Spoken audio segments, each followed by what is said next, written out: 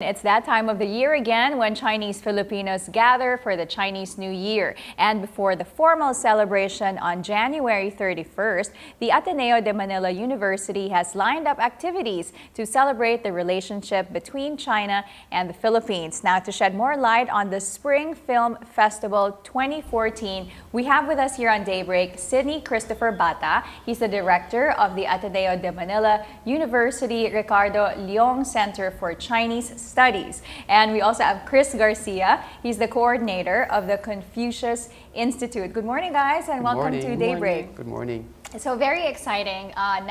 This Friday is the film festival where you will be showcasing all these films from China or Chinese films. So tell us, what can the Filipino community expect or gain from watching these movies? Okay, for 10 days we will be showing 8 films. And our banner film would be Aftershock. This tells about the 1976 earthquake tragedy in China. Okay. So we had this as we're having this as our banner film because it tells about how China recovered from that tragic incident where it killed 250,000 Chinese. Oh, okay. So we could compare this to what happened last year to Yolanda and the other calamities. So this is one of those, and then we have 7 other films that Filipinos would really love because there's romantic comedy, there's drama, there's historical drama, and a lot more. I have here with me the list of the films, and then Aftershock is the top one here, and it's actually a horror movie suspense, correct? Because it's about it's haunting by ghosts from her past, or what is the story? It looks very interesting.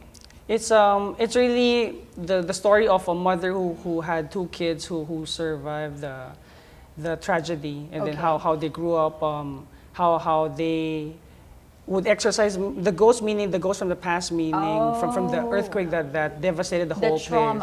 The trauma. Okay. So how they recovered is the story of the film. Okay, so it's more of recovery. From the trauma and from the experience that they had. And this is something that Filipinos can relate to because of all the tragedies that we've been having recently. What else are the other movies here that you think Filipinos can relate to and would be very interested in watching? Maybe the romantic film? Well, actually, the 8 films we have, we did a survey last year. Okay. And these are the type of films that Filipinos would want to watch: a romantic comedies, some Jackie Chan film. We have one, the 1911 Revolution. So these are the Filipino favorites. Like there's this father and son relationship, there's the family drama, there will be romantic comedies. We have 3 romantic movies, so this would be maybe a date for those who would want to do Valentine's in advance. That's true. And also I understand there's subtitles in English and it's free. Yes. So why not, right? I mean, it's free. 10 days free to the public. Yes. You don't have to pay. All you have to do is maybe line up for a few minutes and then you get in to watch. Right. And I know that you guys been ongoing for 8 years now. So how has the following been since the beginning, since you started, compared to how it is now? It's been a great following. Last year, aside from the Spring Festival in Manila, we brought it to other parts of the Philippines like Cebu and Davao. And then this year, there'll be an additional location in Baguio and Dagupan and Naga. Dagupan and Naga. So you can see that the festival is expanding and there are more people interested in watching it, not only in Manila but all over the Philippines. That's great. That's great. And then also, aside from the film festival, you also have the arts and activities. Yeah. Let me see, Chinese paintings and crafts, which is an exhibit and workshop. Now, what exactly is this? Correct. On January 24 to February 6, we'll be holding a Chinese painting exhibit at the Shangri-La Plaza Mall in the East Atrium, in the new wing of the Shangri-La Plaza. Okay. And this will feature artworks by Filipino artists, so Chinese paintings by Filipino artists. Most of these are made by students by the Ateneo Confucious Institute Chinese painting class. Okay. So, and most of these are also made by an art group from that class. It's called the International Studies for Chinese Arts. And you can see all their works. You can see how much all of these people, some like a few years ago, they didn't know any Chinese painting, and now they're bringing the art here in the Philippines, making it alive. And you can really see how the cultural exchange is apparent in the Philippines. Between Filipinos and Yes, Chinese, so these are yeah. Filipinos painting Chinese workmanship Exactly. arts.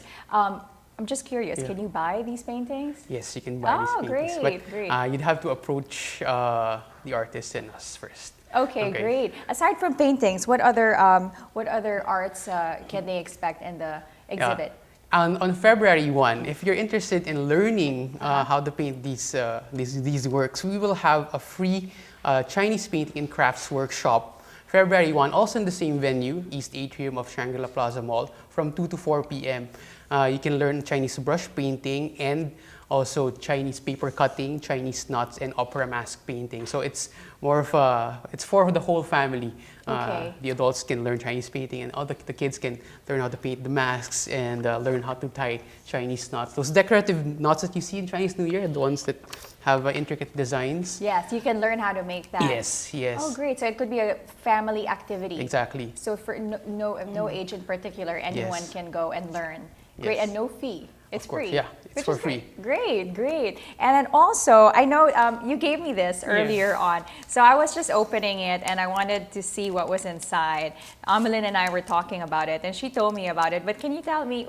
It's a cookie. Yes. Is it good luck? Am I gonna yeah. Am I gonna get good luck? Of course. Of Yeah, course. it's this symbolizes the money, the old coin. Yeah. So round shape, and this is actually made by our guest yesterday. Her name is Miss Jerry So. She came from Taipei, and she made some gingerbread for us. So, Oh, very interesting. So this symbolizes money. money, Yeah. yes.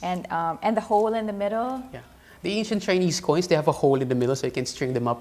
It will And be more tie it here. easy to be transported. Oh, Yeah. okay. Before What- wallets came about. Yeah. That's coins were how they there. kept their money. Yes. What if you have a lot of money? So Then you expensive. have have a to tie belt. like several belts. It'll be like a bling. right, Bling. right. What other preparations are ongoing now with for Chinese families or Filipinos with Chinese descent in their homes in preparation for Chinese New Year? Well, we have these. In the Philippines, we're well known for the tikoy. Yes. So the stickiness, round thing, sticky. We have some fruits like mandarin orange and pineapples, and maybe some of you might have heard of the gabi or the taro. Yes. It's one of those things you have to put on your table also. And then the red packets or ang pao, you have to have those, and some grapes. So. Yeah. So for Chinese New Year, for Filipinos who are not so familiar with Chinese tradition, what can they do for to bring good luck to them for this coming year? Like for me, say I want good luck.